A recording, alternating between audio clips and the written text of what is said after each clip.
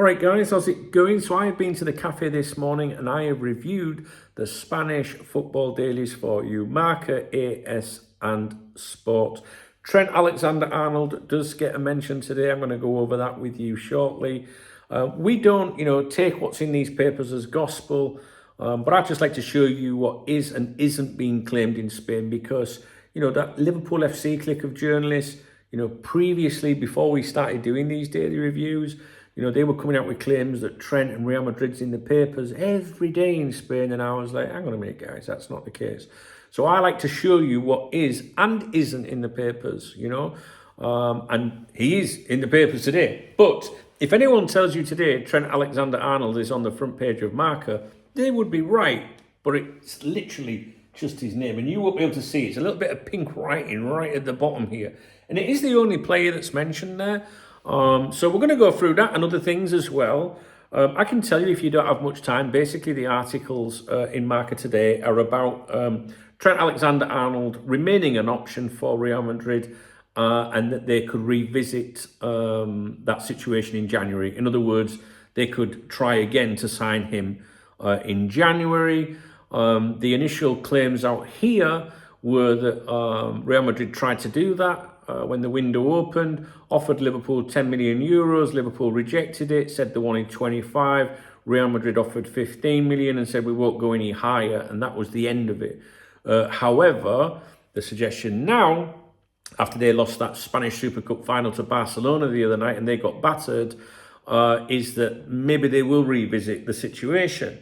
I did say in yesterday's Spanish papers review, that I wouldn't be surprised if we saw stuff about Trent today as a result of the fallout from that game. So this is quite like what I expected to see, really, all right? So if you haven't got much time, there's not really anything major in this regarding Trent, but it is, just explaining what they might be considering, all right? I think it'd be worth paying attention, but if you haven't got much time, go and do what you got to do.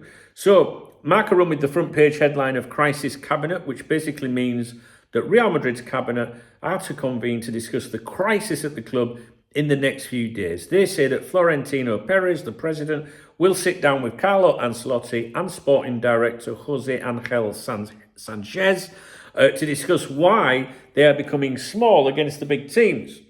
They also say that they are reconsidering entering the January market, and the only player mentioned on the front page is Trent Alexander-Arnold. The option is still alive, they say. Now, some of you might remember the name Jose Angel Sanchez. He would have been part of the L4 consortium had they managed to buy the club from David Moores. That was, of course, was a Dubai-led bid. It was, fronted or brought to the table by Mike Jeffries and Stuart Ford. And Sanchez would have been a senior figure within that, if I remember correctly. I can't remember if he would have been chief executive or chairman of Liverpool Football Club. Some of you may recall Rich, if you're watching, Rich T from the members website. Maybe you can remember, because I did tell him quite a few things about it at the time. But just in case if you're thinking, well, I've heard that name before. But yeah, he's still at Real Madrid, but he was willing to leave Real Madrid to come in as part of that group. On page 3 of Marca, so opening up and going inside, I don't think you'll really see it. I don't know. It's slightly over here. You can't really see it, but basically it says as follows. There's a paragraph here. It says, in terms of reinforcements, and in brackets it says, it's the only thing they think they can do right now.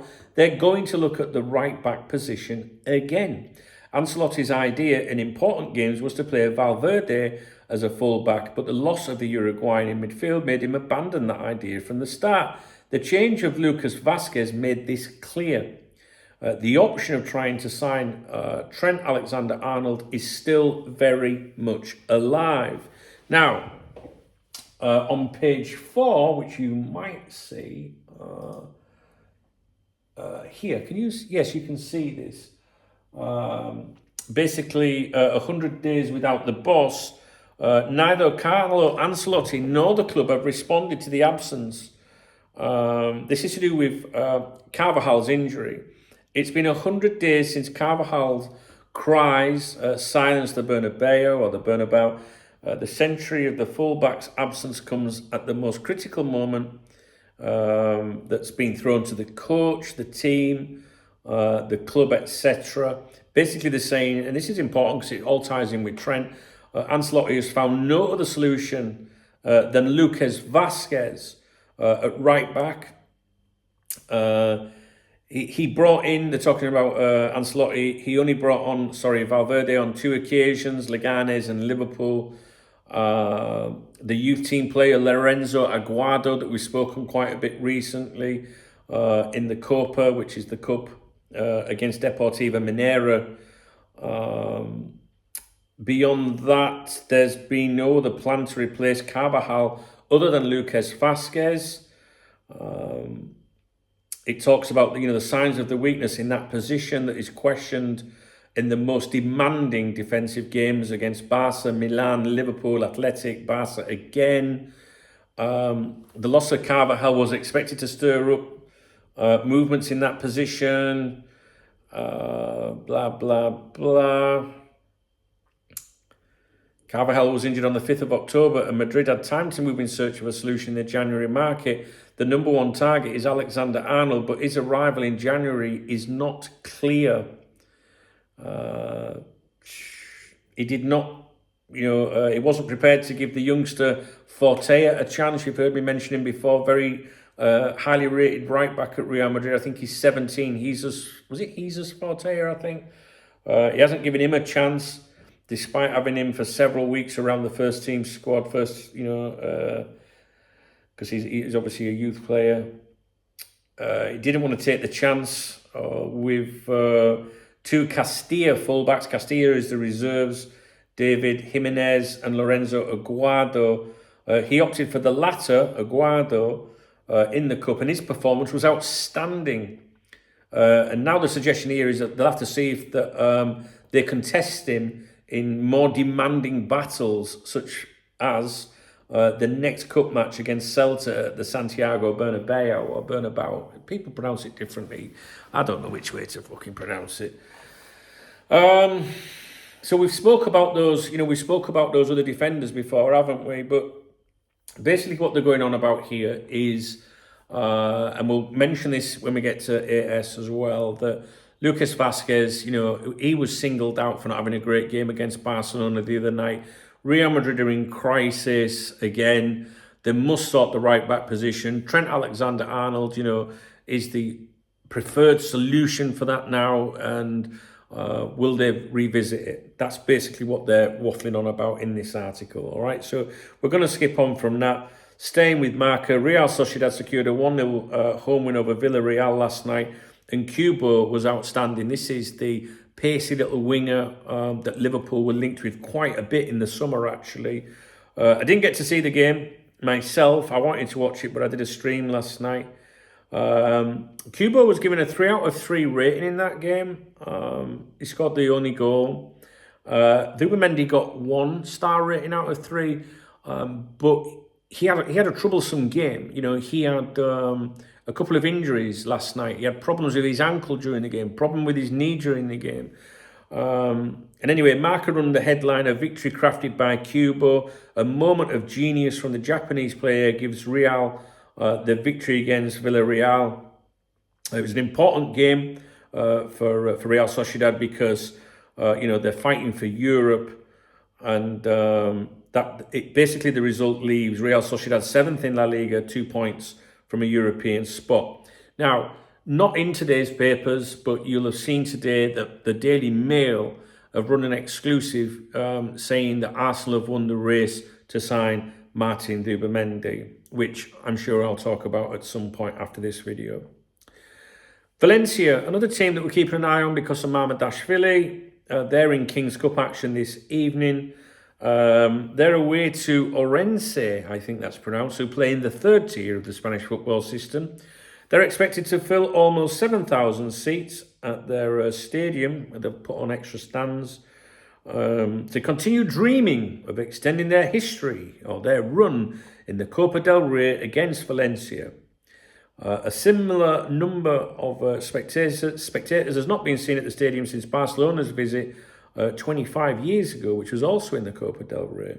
Now, they've already beaten Segunda outfit Deportivo La Coruña and La Liga outfit Valladolid. So beating bottom of the table side Valencia this evening would keep their unbelievable run and dream alive. Ironically, Orense, I have absolutely no idea how to pronounce that name, are fourth from bottom in their own league, but in the cup they're doing the business. And Mamardashvili isn't expected to play in that game. But I think it will be interesting to see what happens to Valencia. Obviously, you know, rooted bottom of La Liga. And, you know, I keep an eye. Valencia is my local team. You know, Valencia is the local La Liga outfit, if you like. But I'm keeping a close eye on him for you to do with Mamardashvili. And although he isn't expected to play in that game, you know, what's going on at Valencia might be of interest to some of you. Moving on from Marca onto AS, which is ACE in English, but I mentioned this yesterday. I don't do the Spanish pronunciation because it rhymes with words that the YouTube might pick out, and if I say it too many times, it might flag the video. I'll leave it to your imagination what that could be if you just think of the letters A and S together. They criticised the performance of Lucas Vázquez, the right back at Real Madrid, versus Barcelona, and suggest that something must happen at right back. They write, an attempt was made to advance the arrival of Alexander-Arnold by offering an amount of money, and it was impossible. Basically, Liverpool wouldn't do business. Now, after the 5-2 defeat to Barcelona, the radar is activated again for possible additions, both at right back and for the central position. So that is basically what's in the newspapers today. So again, Vázquez criticised. Again, the right back position highlighted at Real Madrid. A meeting within days, or certainly this week, to make decisions regarding that right back situation. So at least you can now maybe brace yourself for possible fresh reports later in the week. Regarding Trent and Real Madrid, it's certainly something that you need to consider. And maybe they will look at somebody else. Maybe you'll see those links appear. So the last time it was reported by Marca that there was going to be a sit-down meeting between the big cheese. It did happen. They were very accurate with that, and I expect that will be the case and that it will be accurate again. Not in the papers, but something I wanted to mention to you. There's nothing credible in Spain at the moment suggesting that Kyle Walker is attracting interest or consideration from Real Madrid. Only the clickbaiting outlets in Spain, similar to the shite that you'll be used to if you're in the UK, are making such claims. Like, oh, Real Madrid are interested in and all that. There's nothing credible at the moment. Doesn't mean that, they might have this meeting this week and go, hey, there's that Kyle Walker. Maybe that might change, right? But at the moment, no one's touching it that's worth listening to. Something else I wanted to mention to you as well, because, we often talk about Barcelona, Luis Diaz, speculation has gone up a little bit, and you might see more of that depending on what happens with his contract negotiations with Liverpool. I don't know if you know, but Barcelona have been able to register Olmo and Victor after appealing to the higher sports council. Do you remember they couldn't have these players registered? So the answer every time I mention Luis Diaz and Barcelona, by people that think I don't pay attention, was they can't even register Olmo, or they've got no money and all this, right? Well, I know what's going on, believe it or not. And Olmo, of course, was registered eventually to play in the first half of the season. Then he was not registered for the second half. But Barca have now gone to the Higher Sports Council, the CSD, and that's been approved. And the CSD defended their unprecedented decision by stating that preventing the registrations would cause significant harm to the players, the club, and the Spanish national team. And this, of course, has caused so much outrage in Spain. There's some Barcelona legends saying this is wrong. Barcelona are cheating here. And I always say this, and I've always said this over the years before I even followed this stuff closely, is when people say Real Madrid can't do this, they've got no money, or Barcelona can't do this, they've got whatever. Them two clubs, right, they really do what the fuck they want. They always find a way around it, trust me. So anyway, Olmo, for example, because some people are saying, oh, we should take a chance on Olmo. You know, he can leave there on a free, which he could have done in January because of the registration situation. He's now registered and he did play, I believe, in that game against Barcelona the other night. Against Real Madrid the other night. So that's one thing. So the registration situation's okay there. And also, this is a really, really important bit to add. La Liga recently confirmed that Barcelona have successfully met the 1-1 rule, which in simple terms means they're no longer in the shit financially. The 1-1 rule in Spanish football finances means that a club can spend on new signings or wages only the same amount they save or earn through player sales, salary reductions or other income sources. So for example, if a club saves 10 million euros by selling a player, they can spend 10 million euros on transfers or salaries. The rule ensures clubs don't overspend and helps maintain financial stability. And I might do a video about that, really, the 1-1 rule and how it compares to the Premier League. But I don't think that'll be happening today because I'm not really in the mood for it. So it's important because people keep saying Barcelona can't register players, Barcelona have got no money, Barcelona have registered the players, and Barcelona are now in the clear. And they're now looking for a striker and a winger. I think the striker will take priority. It'll be interesting to see if Luis Diaz gets a mention with them. I don't think we're going to see any mention of Luis Diaz and Barcelona in January. But maybe, I think we've got to watch what happens with Luis Diaz's contract situation, to be honest with you. There was nothing in Sport, which is the pro-Barcelona newspaper. There was nothing in that today of interest to you. All right, that's it, guys. I'm going to leave you with it. All right, let me know your thoughts. Bear in mind that meeting at Real Madrid this week, the cabinet to discuss the crisis, especially at right back, and you might see some stuff with Trent again later in this week. Other than that, the Trent shit or Trent stuff is shit. It's been very quiet. There's been no chatter since I don't know since when. I can't remember. It's been a while, hasn't it? I'm not on form today, guys. I'll be honest with you, I'm not on form today, but there hasn't been much mention of Trent. He looked out of place in the Manchester United game, didn't he? He was lost in that game, and they've not really mentioned anything about him being a possible target in January again until today. They mentioned him, I think it was yesterday, saying he was forgiven, was it, because of his goal the other day, but it's gone very quiet here. There's nothing at the moment other than today, but I suspect that might change after that meeting. We'll just have to see, all right? Me personally, I'm sick of fucking hearing about it, but my job is to tell you what's in the papers and what isn't. All right, guys, if you appreciate the video, please give me a thumbs up. Please give me a comment if you've got any thoughts, especially regarding Trent. If you want to buy me a coffee, please hit the super thanks button, the love heart under the video, and I will give you a shout out in my next morning briefing. All right, guys, take care.